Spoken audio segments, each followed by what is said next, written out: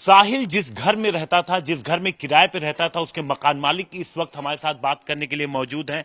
रामफूल जी इनका नाम है। रामफूल जी, एक बात बताइए, साहिल कब से आपके घर में रहता था? 2 साल हो गया जी। कौन कौन उसके परिवार में था? 3 बहन और माँ बाप। साहिल। तो अकेला भाई था? हाँ, अकेला भाई था जी। साहिल के परिवार में जो उसकी बहनें थी, क्या उससे बड़ी थी, छोटी थी?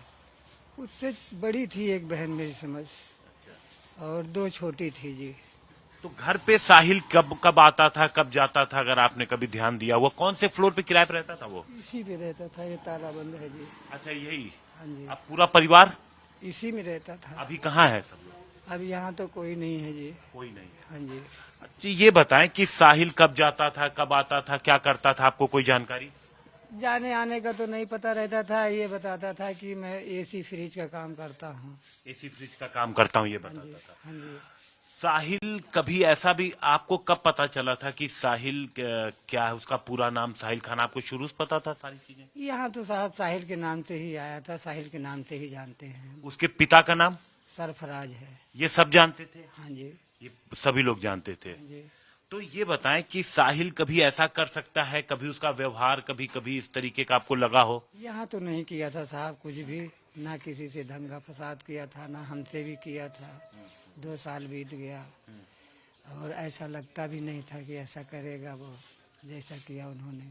साहिल के पिता क्या करते थे? वो ये गेटर, ये दरवाजे खिड़की यही सब बनाते थे जी। ये सब बनाने का काम था। हाँ जी।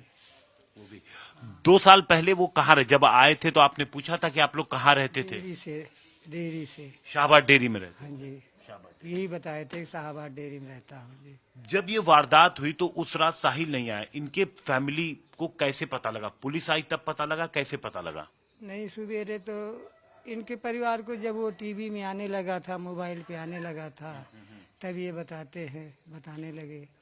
और एक पहले तो इन्होंने बताया भी नहीं था। अच्छा, उसके पहले नहीं, उसके पहले पता भी नहीं चला था। आपको कब पता चला? हमें कल सवेरे 10-11 बजे जब मोबाइल में आना शुरू हुआ था तब पता लगा था जी। पुलिस आई थी? हाँ जी। ये लोग सामान ले गए या सामान वगैरह यही है? सामान यही है जी उनका सब। हाँ जी। उसके बाद उन लोगों ने आपसे बात की, उसके पिता ने, साहिल के पिता ने? किसी ने नहीं, कोई बात नहीं किया जाए।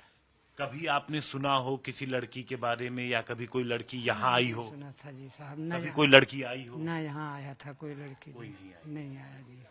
तो रामफूल जी 2 साल में कभी भी उनके परिवार ने किसी तरीके की कोई मतलब ऐसी कोई नहीं किया कोई जी। भी बात नहीं जी। किराया भी समय पे? समय भी देते थे, कभी 2 महीना, 1 महीना 10 दिन लेट कर देते थे। तो जब वो आए थे यहाँ रहने तो उन्होंने बताया था कि वो किस धर्म को मानते हैं, क्या काम करते हैं, सारी चीजें मुसलमान मान करके आए थे बताया? जी। हाँ तो जी। बिल्कुल उन्होंने छिपाया नहीं था? नहीं, मुसलमान बताया था जी। तो देखिए, यहाँ पर उनके मकान मालिक रामफूल हमारे साथ मौजूद। इनका कहना था कि जब वो यहाँ पे आए थे सरफराज 2 साल पहले, तो उन्होंने बताया था कि वो जो है शाहबाद डेयरी में रहा करते थे उसके पहले, और कुछ भी रामफूल के मुताबिक उन्होंने छिपाया नहीं था।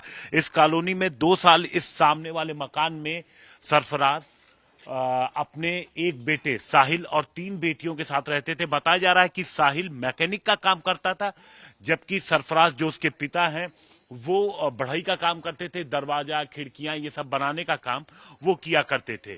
फिलहाल पुलिस साहिल से लगातार पूछताछ कर रही है और ये पता लगाने की कोशिश कर रही है कि आखिर इस वारदात को अंजाम देने की प्लानिंग उसने कब रची थी।